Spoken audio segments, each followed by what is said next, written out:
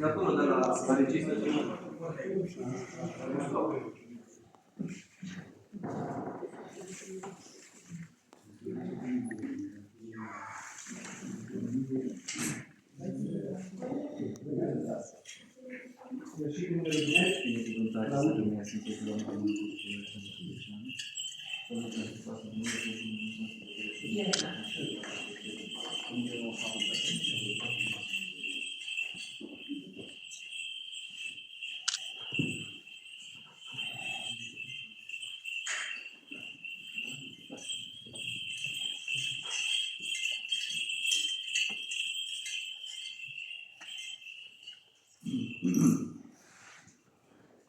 Binecuvântat este Dumnezeul nostru totdeauna, acum și pururea și în vecii vecilor. Amin. În pace Domnului să ne rugăm. Doamne, miluiește! Pentru pacea de sus și pentru mântuirea Sfântelor noastre, Domnului să ne rugăm. Doamne, miluiește! Pentru pacea toată lumea, pentru statornicia Sfintelor Dumnezeu Biserici și pentru unirea tuturor, Domnului să ne rugăm. Doamne, miluiește! Pentru Sfântă Biserica aceasta și pentru cei ce au credință cu evlavie și cu frică de Dumnezeu intră și se roagă întru ea, Domnului să ne rugăm. Doamne, miluiește! Pentru preasfințitul Părintele nostru Calinic, pentru cinstita proțime cea întru Hristos diaconime, pentru tot clerul și poporul, Domnului să ne rugăm. Doamne, miluiește! Pentru binecredinciosul popor român de pretutindeni, pentru conducătorii țării noastre, pentru mai mari orașuri cei satelor și pentru iubitoarea de Hristos armată, Domnului să ne rugăm. Doamne, miluiește!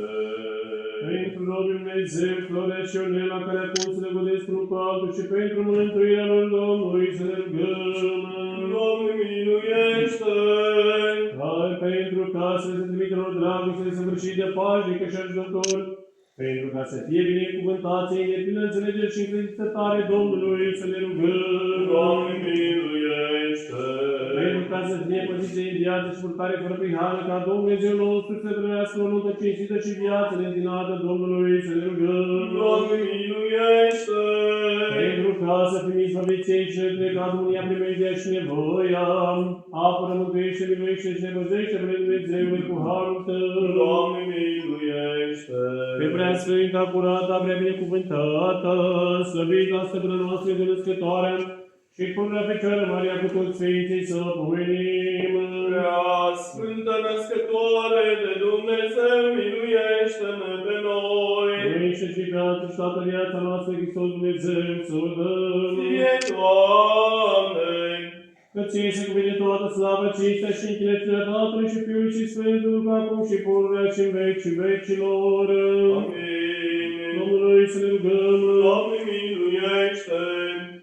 Dumnezeule cel veșnic, care pe cele despărțite le-a adunit într-o unire și ai pus dragoste legătură neîntreruptă, cel ce-ai binecuvântat pe Isaac și pe Rebecca și ai arătat ei pe moștenitori făgăduinței tale, însuți, binecuvintează și pe robii tăi aceștia, Florea și Ionela, povățuindu pe ei spre toată fapta bună, că milostiv și iubitor de oameni Dumnezeu și te slavă-ți, Tatălui și Fiului și Sfântului, acum și pururea și în vecii vecilor. Amin! Se lăgădește robul Dumnezeu Florea, cu roaba Dumnezeu Nela, în numele Tatălui și al Fiului și al Sfântului Duh.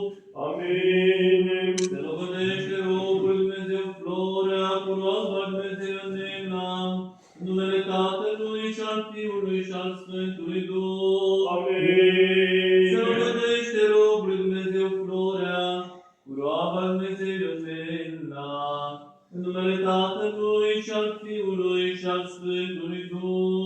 Amin!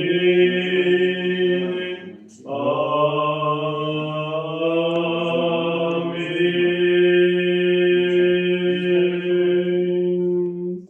Se lăgădește roaba Dumnezeu Nela, cu robul Dumnezeu Florea, în numele Tatălui și al Fiului și al Sfântului Duh. Amin! Se lăgădește roaba Dumnezeu Nela, cu robul Dumnezeu Florea, în numele Tatălui și al Fiului și al Sfântului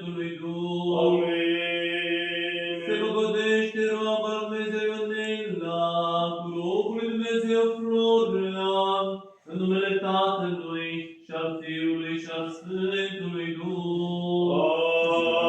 Amin.